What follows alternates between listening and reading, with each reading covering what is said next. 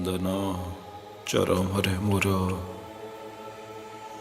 ଏ ଧରାଧାମରେ ଅବତୀର୍ଣ୍ଣ ହୋଇ ତୁ ଏ ମଧ୍ୟରେ 15 ଗୋଟି ସୋପାନ ଅତିକ୍ରମ କରି 16 ସୋପାନରେ ପାଦ ଦେଲୁଣି। ମୋର ବାର୍ତ୍ତା ସହର ନଗରରେ ପୁରପଲ୍ଲୀରେ ଘରେ ଘରେ ଦ୍ୱାରେ ଦ୍ୱାରେ ଶତ ସହସ୍ର ଅନୁଗତଙ୍କ କାନରେ ପକାଇଲୁଣି। ମୁଁ କିନ୍ତୁ ତୋର ଅନ୍ତଃସ୍ଥଳକୁ ଲକ୍ଷ୍ୟ କରି ଦୁଃଖ ପାଉଛି। କାହିଁକି ଜାଣୁ? ମୋର ପ୍ରବକ୍ତା ସାଜି ମୋରି କଥା ଅନ୍ୟମାନଙ୍କୁ କହି ତୁ ତୋର ପ୍ରିୟ ଶ୍ରୋତାମାନଙ୍କ ଠାରୁ ଯେଉଁ ଆଦର ଅଭ୍ୟର୍ଥନା ଓ ପ୍ରଶଂସା ବାଣୀ ଶୁଣୁଛୁ ବା ପାଉଛୁ, ତଦ୍ୱାରା ତୋ ଅନ୍ତଃକରଣରେ ଗର୍ବ, ଅହଙ୍କାର ଆଉ ବଡ଼ପଣିଆ କ୍ରମଶଃ ଠୁଳ ହୋଇଯାଉଛି। ଏହା ହିଁ ମୋର ଦୁଃଖର କାରଣ। ଏଥର ବୁଝିଲୁ ତ? ତୋଠାରେ ଗର୍ବ, ଅହଙ୍କାର ଶୋଭା ପାଏନାରେ ଧନ। ପୂର୍ବରୁ ତୋତେ ବାରମ୍ବାର ଚେତେଇ ଦେଇ କହିଛି ପରା, ଗର୍ବ ଅହଙ୍କାର ପରମାର୍ଥ ପଥରେ କଣ୍ଟା ସଦୃଶ। ପ୍ରକୃତ ଅର୍ଥରେ ପରମାର୍ଥୀର ଅନ୍ତରରେ ଲେଶ ମାତ୍ର ଗର୍ବ ଅହଙ୍କାର ନଥାଏ। ଲୋଭ ମାତ୍ର ବଡ଼ପଣିଆ ରହେ ନାହିଁ। ପ୍ରକୃତ ପରମାର୍ଥୀ ଅଣୁମାତ୍ର ସମ୍ମାନ ଖୋଜେ ନାହିଁ, କାରଣ ଏସବୁ ଅନିତ୍ୟ। ଏପରି ଅନିତ୍ୟ ଭାବ ତରଙ୍ଗରେ ଭାସି ବୁଲିଲେ ନିତ୍ୟ ସତ୍ୟ ସନାତନର ସନ୍ଧାନ ଯେ ପାଇପାରିବୁ ନାହିଁ। ଏହା କ'ଣ ତୁ ଜାଣୁନା? ଅନ୍ୟମାନଙ୍କୁ ଏ କଥା କେତେ ସୁନ୍ଦର ଭାବରେ ବୁଝାଇ କହୁଛୁ, ହେଲେ ନିଜ ବେଳକୁ ଭୁଲି ଯାଉଛୁ କିପରି? କହି ଦେଉଥାଉ ପରକୁ, ବୁଦ୍ଧି ନ ଦିଶଇ ଘରକୁ। କାହିଁକି ଏପରି ବିଲକ୍ଷଣ ତୋଠାରେ ଦେଖାଯାଉଛି ଜାଣୁ? କାରଣ ତୋର ମୁହଁର କଥା ମୁହଁରେ ହିଁ ରହିଯାଉଛି। ତାହା ତୋର ଆଚରଣ ସିଦ୍ଧ ହୋଇନାହିଁ। ଆଚରଣ ନ କରି ଉଚ୍ଚାରଣ କଲେ ତୋ କଥା ଅନ୍ୟମାନଙ୍କ ଉପରେ ସୁଦୂର ପ୍ରସାରୀ ଚିରସ୍ଥାୟୀ ପ୍ରଭାବ କିପରି ପକାଇବ? ଭାବୁନୁ ଥରେ। ତୁ ନିଶ୍ଚୟ ଜାଣିଛୁ ଯେ ମୁଁ ନିଷ୍କ୍ରିୟ। ଭାବର ଅଭାବରେ ମୁଁ ନିଷ୍କ୍ରିୟ। କିନ୍ତୁ ମୋର ପ୍ରିୟ ସନ୍ତାନର ଭାବରେ ମୁଁ ସକ୍ରିୟ। ମୋ ପ୍ରିୟ ସନ୍ତାନର ଭାବକୁ ସକ୍ରିୟ କରି ସେହି ଭାବରାଜିର ସକ୍ରିୟତା ମଧ୍ୟରେ ମୁଁ ମୋର କାର୍ଯ୍ୟ ବାହି ନେଇ ଯାଇଥାଏ।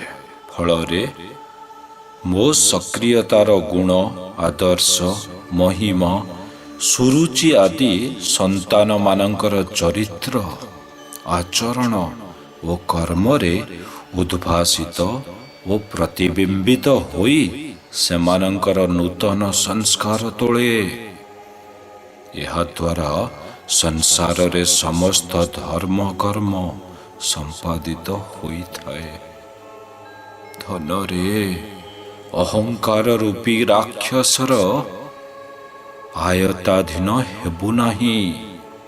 ଜାଣିନୁ କି ଅହଙ୍କାର ତୋତେ ନିଃଶେଷ କରିଦେବ। ସଂସାରରୁ ବାହାରି ଆସି ଗୁରୁକ୍ଷେତ୍ରରେ ପଦାର୍ପଣ କଲୁ। କର୍ମଯୋଗ, ଧ୍ୟାନ ଧାରଣା କଲୁ।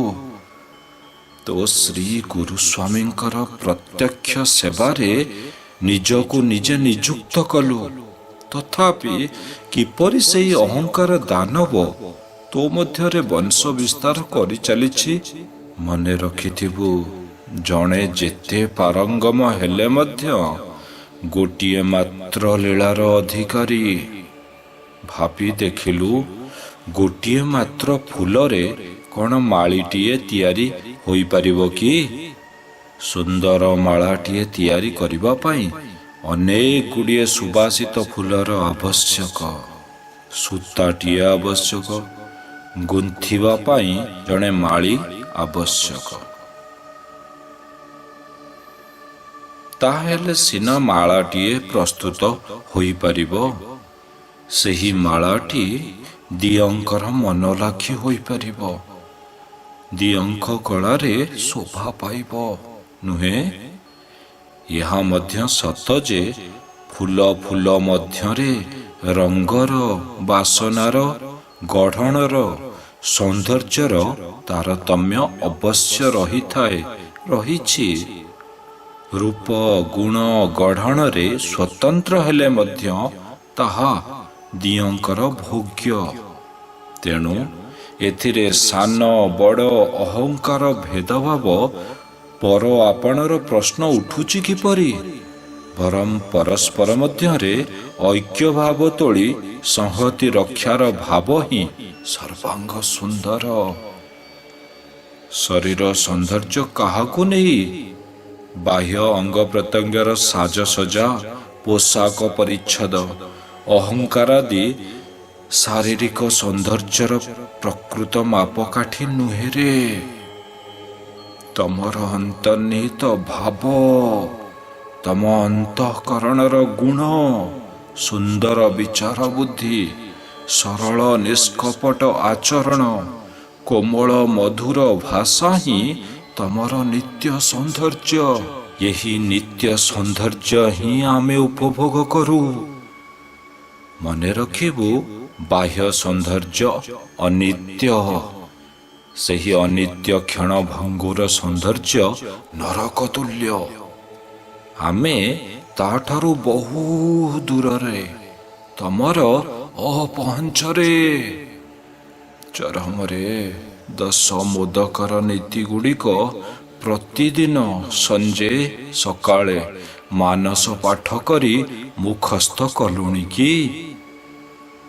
ଧାରା ଧରିବା ପରଠାରୁ ଆଜି ପର୍ଯ୍ୟନ୍ତ 10ଟି ନୀତି ମଧ୍ୟରୁ କୌଣସି ଗୋଟିଏ ନୀତିକୁ ଆଚରଣ ସିଦ୍ଧ କଲୁଣି କି? ଆମର ବାଣୀଟିଏ ଏ ସମ୍ପର୍କରେ ପୁଣି ଥରେ ସ୍ମରଣ କରାଇ ଦେଉଛି। ଏହାକୁ ସବୁବେଳେ ମନରେ ଚେତନ ରଖି ଚଳୁଥିବୁ ଧନ। ମୋଦ ଦିଏ ଯାହା ତାହା ମୋଦକ, 10 ମୋଦକକୁ ସାଧି ସାଧକ। ନୀରବ ନିଶ୍ଚଳେ ଆନନ୍ଦ ଲଭେ, ମୁକ୍ତ ଜୀବ ସେହୁ ଏ ସ୍ଥୂଳ ଭବେ। 10 ମୋଦକ ହିଁ ସଂଜ୍ଞ 10 ଧାରା। ଏହାକୁ ପାଳନ କରିବା ପାଇଁ ତମେମାନେ ସମସ୍ତେ ସଂକଳ୍ପବଦ୍ଧ। ପ୍ରତ୍ୟେକ ସନ୍ଦେଶ ପତ୍ର ପାଇବା ପୂର୍ବ ମୁହୂର୍ତ୍ତରୁ ଶ୍ରୀ ଗୁରୁସ୍ୱାମୀଙ୍କ ଆଜ୍ଞା ମାନି ଜୀବନଯାତ୍ରା କରିବା ନିମନ୍ତେ ଶପଥ କରିଛ। ପ୍ରତ୍ୟେକ ସଂସାର ପଥରେ ପାଦ ଚାଲି ଅଗ୍ରସର ହେବା ନିମନ୍ତେ ଏହି ଶପଥ ପାଳନ ପାଇଁ ପ୍ରାରମ୍ଭରୁ ଅଙ୍ଗୀକାରବଦ୍ଧ। କିନ୍ତୁ ଦୁଃଖର ବିଷୟ, ତମେମାନେ ଯେତେ ପୁରୁଣା ହେଉଛ, ପ୍ରଥମ ଦିନର ସେହି ଶପଥ ପାଶୋରି ଯାଉଛ। ନିଜ ନିଜର ଅହମ୍ ବୁଦ୍ଧିର ବଶବର୍ତ୍ତୀ ହୋଇ ଗର୍ବ ଅହଙ୍କାରରେ ଫାଟି ପଡୁଛ। ମଣିଷ ଚିହ୍ନି ପାରୁନାହଁ।